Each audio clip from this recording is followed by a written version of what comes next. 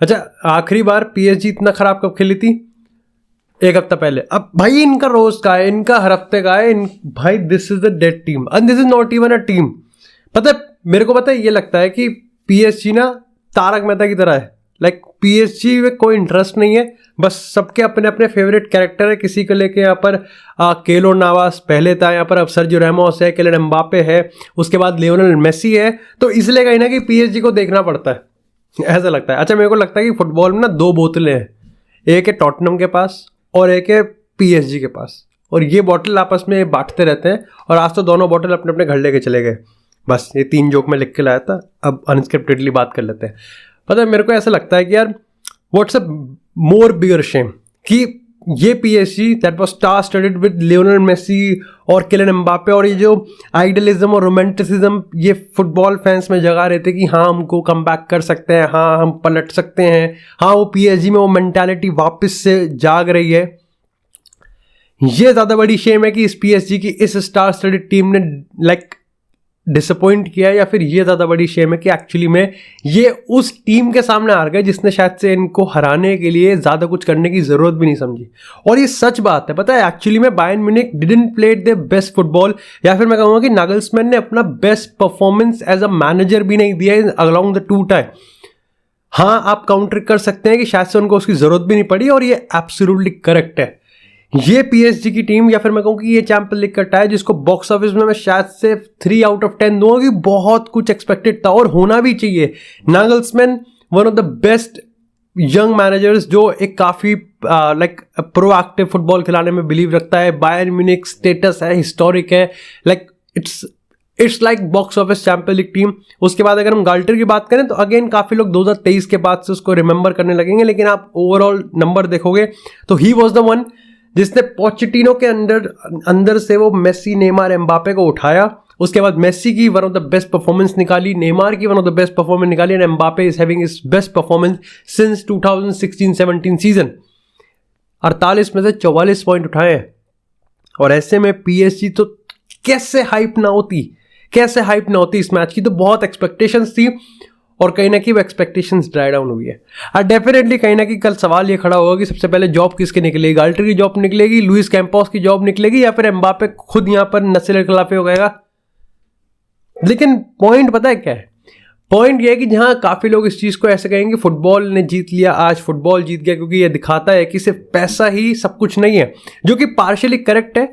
लेकिन मेरे को लगता है कि आई थिंक इन्होंने पैसा खर्च किया है, बट दे डोंट नो कि पैसा इन्होंने खर्च किधर किया है। पहली बार एज अ पर्सन, लाइक मैं पर्सनल एक्सपीरियंस से कह रहा हूँ, मेरे को बिलीव था थोड़ा बहुत भी पीएसजी पे, नॉट बिकॉज कि वहाँ पर मेसी एम्बापे है, बट इसलिए क्योंकि शायद से वो एक ऐसे रास्ते पे जा रहे थे जहाँ पर हम कह सकते हैं कि हाँ सक्सेस का रास्ता तो है। That was investment in recruitment in young talents. लेकिन कहीं ना कहीं यंग टैलेंट्स आप कह सकते हो कि ओवररेटेड हो गए। जैसे हम बात करें यहाँ पर विटिनिया की, एकेतिके की हम बात करें, उसके बाद नॉर्डी मुकिएले की बात करें, या फिर आप कह सकते हो कि एक्चुअली में ये इनफ नहीं था। और शायद से आप दोनों ही कह सकते हो, क्योंकि अगर आप आज बेंच को देखोगे तो थू लाइक इट्स व्हाट THOO थू, एब्सोल्युटली थू। क्योंकि लाइक मेरे को तो पहले तो वो बंदे चाहिए जो दोस्त वर सेइंग कि नेमार के बिना शायद से नेमार की इंजरी ब्लेसिंग इन डिस्गाइज हो सकती है। Maybe you are very very partially correct, but eventually आपको लगेगा कि आज आप देखो कि मेसी और एम्बापे की जो पार्टनरशिप बहुत कोशिश हो रही थी बट काम नहीं कर रही थी। ऐसे में दूसरी साइड से फाबियान रूइज, मतलब मेरे को लगता है कि नेमार के पैरों में 10 उंगली होंगी, वो 6 उंगली से भी बेटर खेल लेगा फाबियान रूइज से। नो ऑफेंस टू फाबियान, अरे ले भी ले ऑफेंस, गांड मरा है, बट द पॉइंट इज कि यार Neymar has to be there. मैं ये नहीं कह रहा कि नेमार आज होता तो पीएसजी जीत जाती, of course that would take the credibility from Bayern Munich, और बायर्न म्यूनिख ने जितना भी फुटबॉल खेला दैट वाज इनफ। मेरे को लगता है कि बायर्न म्यूनिख ने अपना 60% फुटबॉल खेला एंड दैट वाज इनफ। ये अपने आप में दिखाने, लाइक ये अपने आप में पहले तो शेमफुल और एम्बैरेसमेंट है for PSG, but at the same time that's a whole new level of credit कि नागल्समैन चाहे तो वो कितना कुछ कर सकता है। ये मैच एक डेड रबर मैच था, क्योंकि शुरुआत से लेके मेरे को लग रहा था कि बायर्न के पक्ष में भी गेम था और एक ये पीएसजी के पक्ष में भी गेम था, एंड दैट वाज बिकॉज क्योंकि पीएसजी देखो, जैसे मैं like real Madrid heart attack देती है और द बेस्ट पार्ट इज कि at the end of the every champion league match real Madrid comes on top. वो जो सरताज है, जो किंग है, वो अपने ही सर पे रहता है।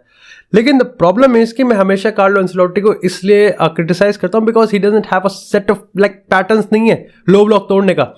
अब हमेशा ये नहीं होता कि आपको पैटर्न्स लो ब्लॉक तोड़ने के लिए चाहिए होते हैं, आपको कभी कभार पैटर्न्स हाई डिफेंसिव लाइन को तोड़ने के लिए चाहिए होते हैं, आपको एक प्रेसिंग चाहिए होते हैं, और वो सीक्वेंस इसमें गायब है। इफ यू आर सेइंग कि Messi to Mbappe, Messi creating for Mbappe, that's wrong. अब अगेन लाइक मैं अपनी बात को कॉन्ट्रडिक्ट कर दूंगा अगर मैं आज ये कहूँगा कि आज आपको सीक्वेंस की जरूरत थी। और मैंने तमाम पॉडकास्ट में, तमाम प्रेडिक्शन में कहा है कि नहीं, आप गंदा फुटबॉल खिलाओ, बट इफ दैट गंदा फुटबॉल इज नॉट वर्किंग तो आपसे ये थोड़ी यार सॉरी काम नहीं कर रहा, चलो बाहर चलते हैं। अरे प्लान बी कहाँ है आपका? Where is your plan B? See, that's why Ten Hag lost to the Liverpool 7-0. That was Xavi is not trying, like Xavi is not in like Champions League semi-final or like Champions League European platform पे उसको criticise किया जाता है because they don't have a plan B. Yes, they have a plan A जो कि बहुत तगड़ा है, लेकिन what if plan A काम नहीं करता? अब इनका तो प्लान ए काम करता है, गाल्टर पे तो प्लान ए भी काम नहीं करता।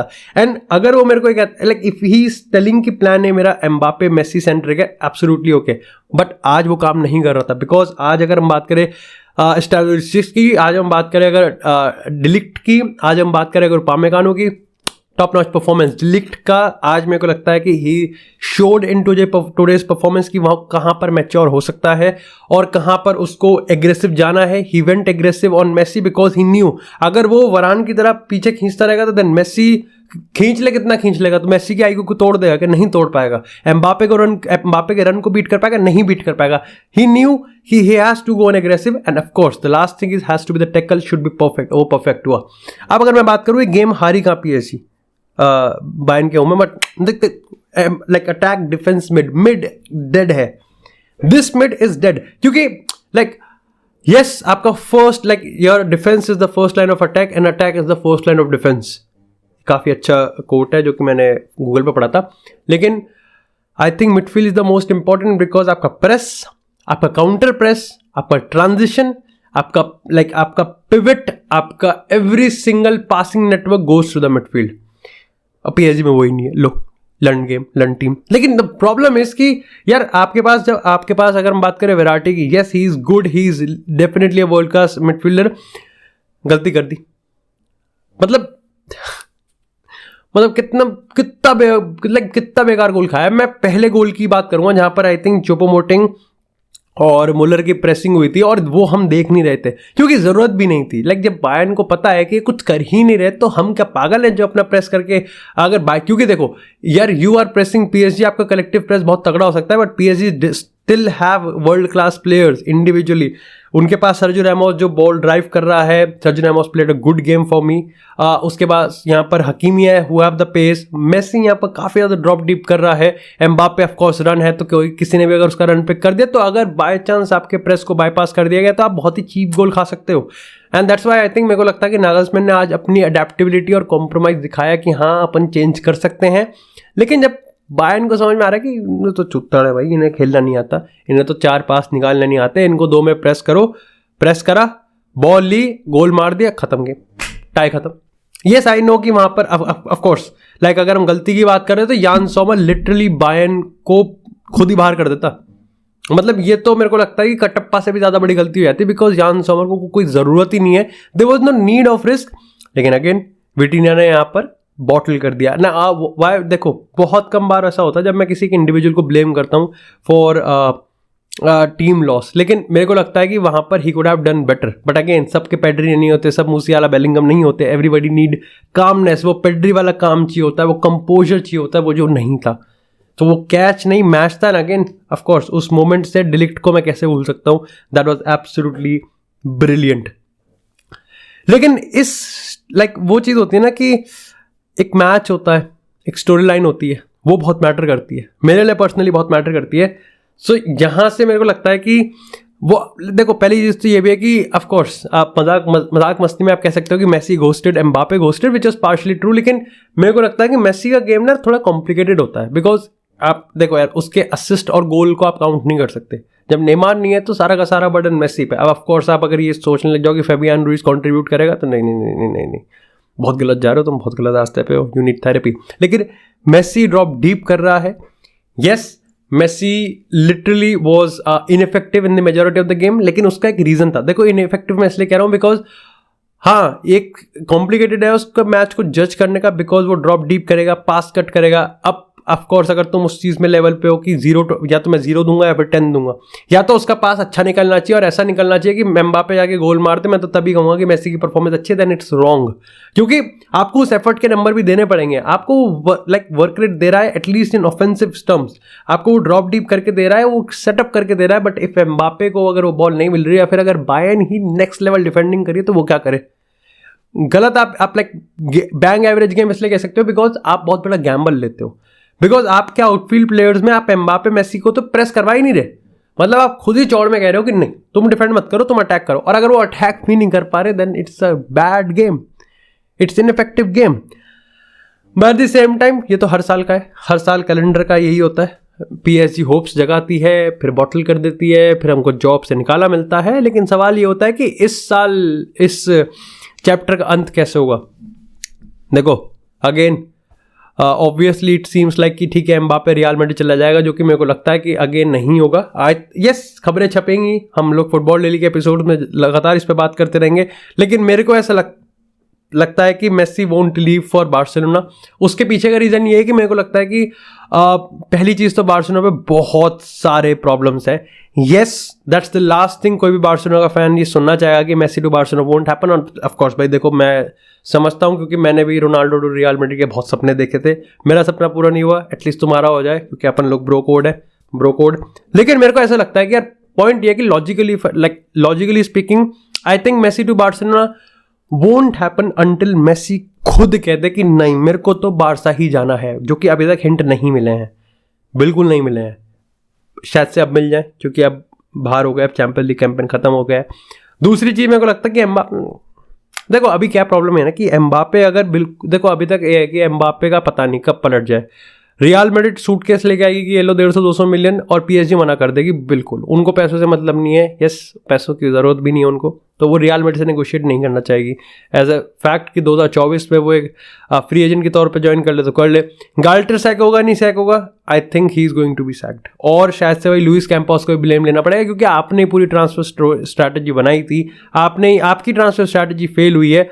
आप यहाँ पर स्क्रीनर को लाने में फेल हो गए हो. आप यहाँ पर कहीं ना स्क्रीनर इसलिए क्योंकि वो अभी नहीं आ पाया, अब इस सीज़न आएगा.